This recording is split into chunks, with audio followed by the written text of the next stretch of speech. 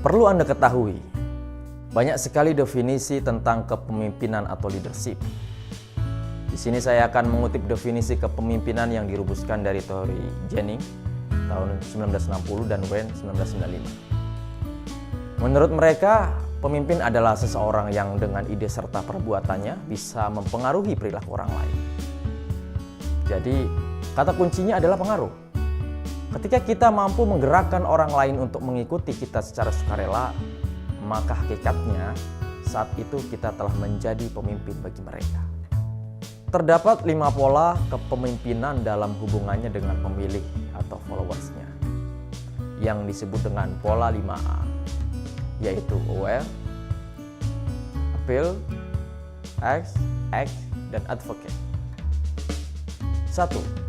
Aware atau kesadaran. Tahap aware adalah tahap ketika kita mulai dikenalkan pertama kali terhadap calon-calon pemimpin. Sebelum kita memutuskan untuk memilih seseorang pemimpin, tentunya kita harus mengenal siapa calon pemimpin kita. Ya, seperti nama, latar belakang, pengalaman, dan sebagainya. Selain itu, tentu saja kita harus tahu seperti apa wajahnya. 2. Appeal atau pembanding. Jika kita sudah kenal dengan pemimpin kita, belum tentu kita akan suka dengannya. Pada tahap appeal ini kita mulai melakukan seleksi dan membanding-bandingkan para kandidat berdasarkan masing-masing kriteria. 3. Ask atau bertanya. Seringkali kita tidak punya cukup informasi mengenai kandidat-kandidat calon pemimpin kita. Nah, dalam kondisi semacam ini tentu kita akan bertanya ataupun mencari informasi tambahan dari berbagai sumber. Dan 4. Act atau bertindak.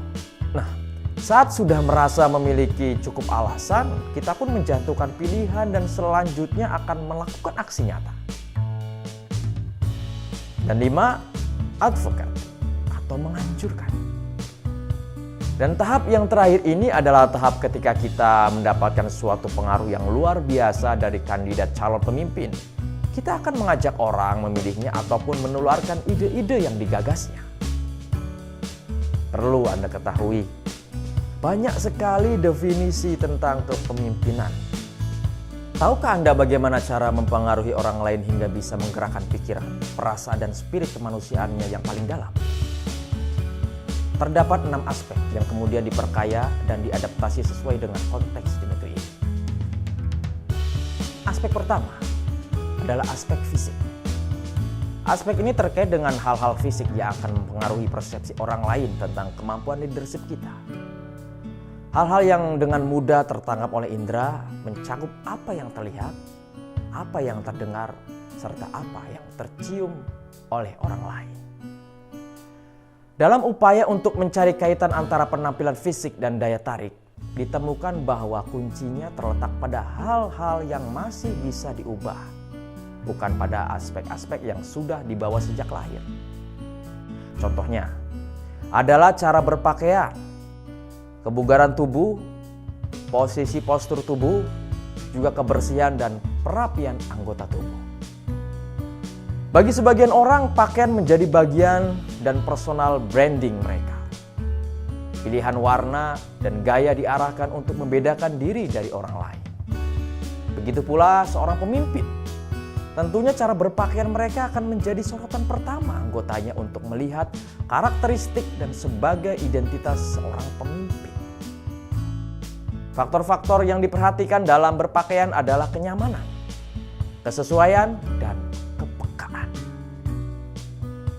Kebugaran tubuh juga berkaitan erat dengan persepsi atau kepemimpinan. Sosok yang sakit-sakitan cenderung akan dipersepsikan kurang menarik secara fisik. Akibatnya, daya pengaruhnya terhadap orang lain pun akan menurun. Oleh karena itu, sangat penting bagi seorang pemimpin untuk selalu menjaga kebugaran tubuhnya dengan makanan yang bernutrisi dan rajin berolahraga. Posisi postur tubuh ternyata tidak hanya mempengaruhi persepsi orang lain terhadap kemampuan kepemimpinan, tapi juga persepsi sendiri terhadap kemampuan kepemimpinan yang kita miliki. Jadi, meskipun tidak memiliki jabatan resmi sebagai seorang pemimpin, kita masih dapat menyandang gelar pemimpin.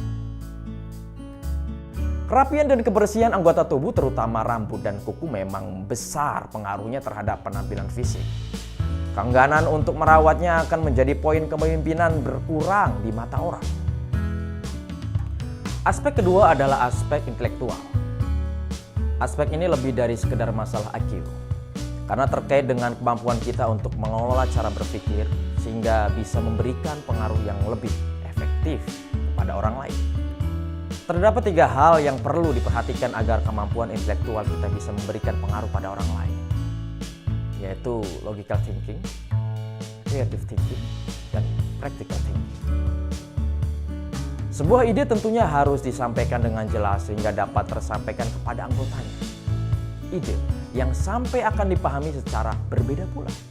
Ide terbaik sekalipun akan kecil pengaruhnya jika orang lain mengalami kesulitan untuk memahaminya. Maka dibutuhkan cara untuk mengatasi masalah tersebut seperti merapikan ide yang acak, mengelompokkan ide, menyederhanakan dan menata ide secara sistematis dan logis. Disitulah dibutuhkan logical thinking. Ciri-ciri yang menggambarkan seseorang kreatif leader yaitu adalah kemauannya untuk bertanya dengan pertanyaan-pertanyaan yang tidak terpikirkan oleh orang lain. Dan mau menjawab dengan jawaban yang tidak terpikirkan oleh orang lain. Disitulah dibutuhkan creative thinking. Sedangkan practical thinking berkaitan dengan masalah bagaimana seorang pemimpin menyiapkan sebuah strategi. Seringkali seorang pemimpin yang sudah menyiapkan strategi berdasarkan analisis yang sistematis dan logis, namun disusun tanpa disertai panduan praktis untuk mengimplementasikan dan mengukur keberhasilannya. Akibatnya, anggota pun akan bingung harus melakukan apa. Aspek yang ketiga adalah aspek emosional. Aspek ini terkait dengan manajemen emosi atau kemampuan untuk mengelola emosi pribadi dan emosi orang lain, sehingga pengaruh yang kita berikan bisa lebih optimal. Yang perlu diperhatikan oleh seorang pemimpin dalam aspek emosional ini adalah tentang recognition of emotion atau pengenalan emosi, expression of emotion, pengungkapan emosi, dan management of emotion, pengelolaan emosi orang lain. Pengenalan emosi adalah kemampuan untuk mengenali kondisi emosi kita sendiri. Setelah itu kita dapat mengembangkan emosi diri kita. Seorang pemimpin adalah mereka yang bisa mempengaruhi orang lain lewat kata-kata dan tindakannya. Ekspresi emosi akan menjadikan kata-kata yang kita ucapkan menjadi lebih bernyawa, bukan sekedar deretan kalimat kering dengan sebuah makna. Hal tersebut perlu didukung dengan kemampuan mengekspresikan emosi. Namun, hal demikian tidak lepas juga dari batasan dalam mengekspresikan emosi. Tentunya emosi yang diekspresikan jangan terlalu berlebihan dan tetap elegan. Menurut Robert McKee, untuk mempengaruhi orang lain setidaknya ada 2 cara. Yang pertama, yaitu dengan memberikan data-data hasil analisis yang dapat menyentuh sisi rasional orang lain. Dan yang kedua adalah dengan sebuah cerita yang akan melibatkan mereka lebih dalam secara emosional. Aspek yang keempat adalah aspek kemampuan sosial. Aspek ini lebih dari sekedar kecerdasan emosional, karena terkait dengan kemampuan untuk membangun jaringan sosial sebagai modal untuk melebarkan pengaruh yang dimiliki. Ada 3 hal yang tercakup di dalam aspek kemampuan sosial, antara lain social awareness atau kepedulian sosial, yaitu kemampuan untuk memahami konteks atau situasi sosial di mana kita sedang berada. Social relationship management atau hubungan sosial, yaitu kepiawaian dalam membangun hubungan dengan berbagai pihak. Dan yang terakhir adalah social problem solving skills atau keterampilan pemecahan masalah sosial, yaitu kemampuan untuk menyelesaikan permasalahan yang terkait dengan hubungan antar manusia. Aspek kelima adalah aspek personal, yang merupakan salah satu aspek yang menjadi fondasi kepemimpinan, karena terkait dengan kesadaran tentang hakikat diri serta visi misi pribadi yang akan diemban dan disebarluaskan kepada orang lain. Seorang pemimpin besar lahir dari seorang pribadi yang mengalami pencerahan. Dialog dengan dirinya sendiri akhirnya menghasilkan sebuah misi hidup yang ia yakini dan menjadi landasan setiap perbuatan. Aspek personal itu terdiri dari kesadaran diri atau self-awareness, kepercayaan pada diri sendiri atau self-confidence, dan kemampuan motivasi atau self-motivation. Kesadaran diri didasarkan pada bagaimana seorang pemimpin mempertemukan purpose atau tujuan dan passion atau bakatnya. Kedua hal tersebut bisa memberikan perubahan yang sangat dahsyat terhadap diri seorang pemimpin. Dengan bermodalkan tujuan seperti visi dan misi, tindakannya serta passion yang ada akan membuat kita selalu bersemangat dalam menjalankan sebuah tujuan. Dengan berbekal dua hal tersebut, setiap orang akan bisa mulai menjadi pemimpin bagi dirinya sendiri, dan tentunya juga akan menjadi modal untuk memimpin orang lain. Aspek personal yang lain adalah kepercayaan diri. Aspek ini terbukti sangat penting bagi seorang pemimpin. Seorang pemimpin yang pelin-pelan, gampang berubah pikiran, akan kehilangan wibawa di depan anak buahnya. Rekan-rekannya pun akan menganggapnya tidak memiliki prinsip dalam mengambil keputusan.